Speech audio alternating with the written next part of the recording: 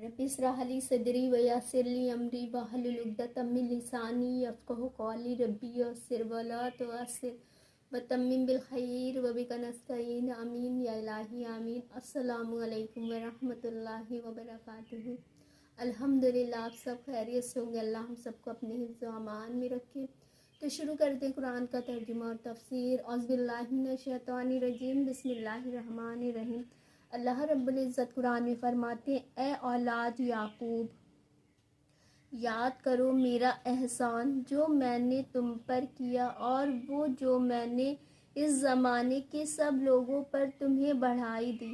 अल्लाह रब्बुल इज़्ज़त याकूब अलैहिस्सलाम की आल औलाद से अपनी नेमतें याद कराते हुए फरमाते हैं कि और डरो इस दिन से कि कोई जान दूसरे का बदला ना होगी और ना इसको कुछ लेकर छोड़े और ना काफिर को कोई सिफारिश नफ़ा दे।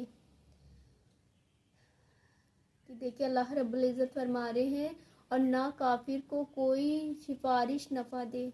आखिरत के दिन जो अपने आमाल होंगे वही काम आने हैं। गैरों से जो मांगते अल्लाह को छोड़कर गैरों के आगे हाथ फैलाते हैं, अल्लाह रब्बुल इज़्ज़त फरमाते हैं कि काफिरों को कोई सिफारिश नफ़ा ना देगी। और हमें लगता है ये तो बस छोटी सी बात है। अल्लाह तो उनसे इतनी मोहब्बत करता है, अगर हम उनसे दुआएं करेंगे तो अल्लाह मेरी भी दुआएं कबूल करेगा। अल्लाह उनसे इसलिए मोहब्बत करता है क्योंकि वो सिर्फ एक अल्लाह पर राज़ी रहते थे। उनके दिल में अल्लाह के अलावा किसी की मोहब्बत नहीं होती थी। वो जिस कुछ भी मांगना होता तो वो अल्लाह से मांगते थे। वो आजमाइशें आती थी, उन सब्र करते थे। हम पर तो अगर थोड़ी सी मुश्किल आ जाती है, लगता है कि ज़माने भर की सिर्फ मुश्किलें मेरे ऊपर ही आ गई हैं।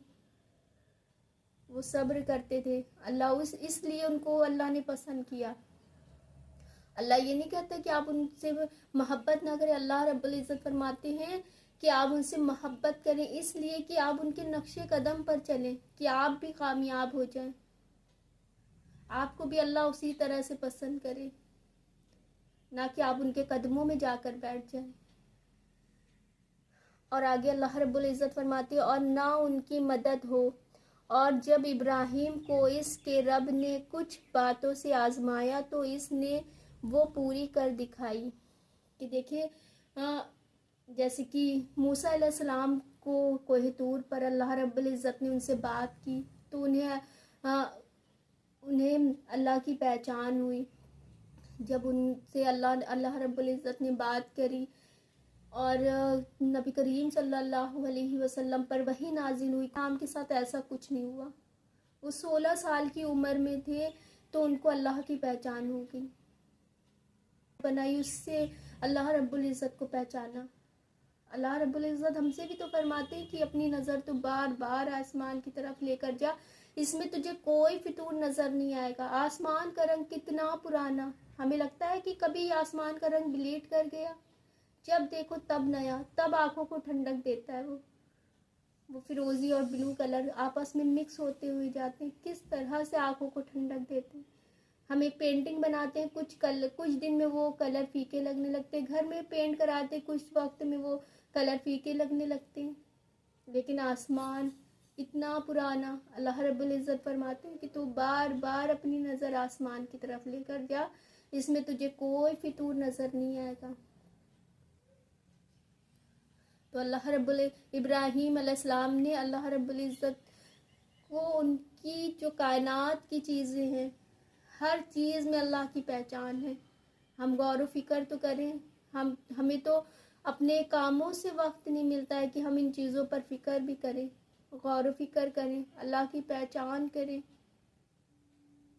जिस इंसान ने कुरान को समझ लिया वो अल्लाह के अलावा कभी भी नहीं दूसरी जगहों पर भटकेगा, कभी भी ऐसी जगहों पर नहीं भटकेगा जहाँ वो गुमराह हो जाए। जब वो कुरान को समझता है, अल्लाह से कहते नहीं, जब नमाज पढ़ते हैं तो हम अल्लाह से बात करते हैं, और जब हम कुरान पढ़ते हैं तो अल्लाह हमसे बात करता है।